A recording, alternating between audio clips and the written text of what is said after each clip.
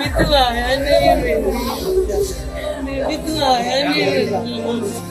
ये सोनिया हैं, जिनके मंगेतर फ्लाइट लेफ्टिनेंट सिद्धार्थ यादव दूसरों की जान बचाते हुए शहीद हो गए।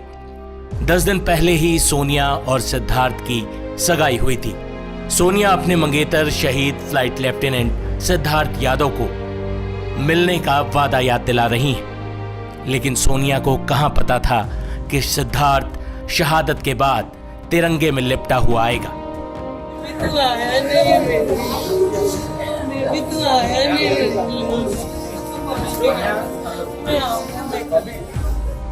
सिद्धार्थ ने मातृभूमि से किया अपना वादा तो निभाया, देश के लिए सर्वोच्च बलिदान देकर, लेकिन सिद्धार्थ की मां अपने बेटे को आखिरी बार देख रही हैं। सिद्धार्थ की जननी की जय, सिद्धार्थ की जननी की जय, सिद्धार्थ के माता पिता की जय, सिद्धार्थ के पूरे कुल की जय। शहीद सिद्धार्थ यादव की मां के जयकारे लग रहे हैं, लेकिन शहीद की मां का कलेजा ही जानता है अपने इकलौते बेटे को खोने का दर्द क्या होता है।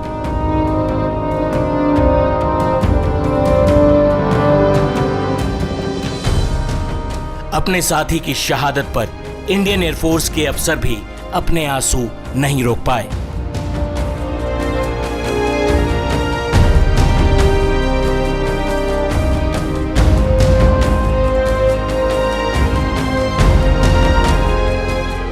आखिर 28 साल कोई जाने की उम्र तो होती नहीं। 10 दिन पहले ही सिद्धार्थ की सगाई हुई थी। नवंबर में उनकी शादी होनी थी। घर में शादी की तैयारियां चल रही थी, लेकिन साल 1979 में वायुसेना के बेड़े में शामिल हुआ जगुआर विमान और उसमें आई तकनीकी खराबी देश के एक जाबाज बेटे की शहादत की वजह बन गई।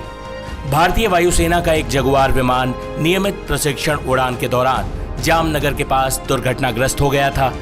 इस हादसे में फ्लाइट लेफ्टिनेंट सिद्धार्थ यादव शहीद हो गए। बड़ी बात यह रही कि शहीद होने से पहले फ्लाइट लेफ्टिनेंट सिद्धार्थ यादव कई लोगों की जान बचा गए। इंडियन एयरफोर्स ने बताया कि जगुआर लड़ाकू विमान 2 सीटों वाला था। सिद्धार्थ और उनके साथी पायलट को हवा में ही तकनीकी खराबी का सामना करना पड़ा। इंडियन एयरफोर्स के बयान में कहा गया है कि पायलटों को तकनीकी खराबी का सामना करना पड़ा और उन्होंने विमान को आबादी वाले इलाके से दूर ले जाकर इंजेक्ट करने का फैसला किया। सिद्धार्थ और उनके साथी ने मिलकर विमान को घनी आबादी से बहुत दूर ले जाकर एक खुले मैदान में गिराया, लेकिन दुर्भाग्य से सिद्धार्थ यादव इस हादसे में शहीद हो गए, जबकि दूसरे पायलट का जामनगर के एक अस्पताल में इलाज चल रहा है। बता दें कि शहीद सिद्धार्थ यादव का परिवार लंबे समय से सेना में देश की सेवा कर रहा है।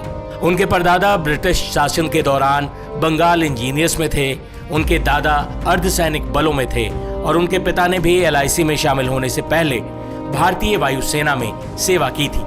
सिद्धार्थ अपने परिवार की चौथी पीढ़ी थे जो देश की सेवा कर रहा था। 2016 में NDA की परीक्षा सिद्धार्थ ने पास की। इसके बाद 3 साल की कड़ी ट्रेनिंग के बाद वो फाइटर पायलट बने। 2 साल की सर्विस के बाद उन्हें प्रमोशन मिला और वो फ्लाइट लेफ्टिनेंट के पद पर आए।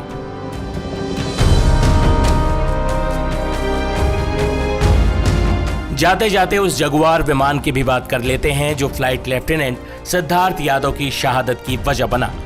जब 1979 में जगुआर भारतीय वायुसेना में शामिल हुए तो उनके सटीक निशाना लगाने, हमला करने की प्रणाली और नेविगेशन ने भारतीय वायुसेना की उस वक्त की मौजूदा तकनीकी क्षमताओं में महत्वपूर्ण इजाफा किया था।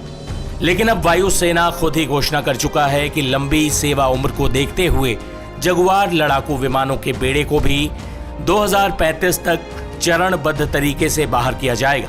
2032 तक जगुआर के 6 बेड़े वायुसेना से बाहर हो जाएंगे। वायुसेना चरणबद्ध तरीके से जगुआर MiG-29 के पुराने विमानों को 2035 तक अपने लड़ाकू बेड़े से बाहर कर देगी, लेकिन तब तक ये पुराने विमान न जाने कितने सिद्धार्थ यादव जैसे जाबाजों की शहादत की वजह बनती रहेगी। ये बड़ा सवाल है जो शहीद लेफ्टिनेंट सिद्धार्थ यादव की अंतिम यात्रा की तस्वीरें देखते हर शख्स को सरकार से पूछना चाहिए।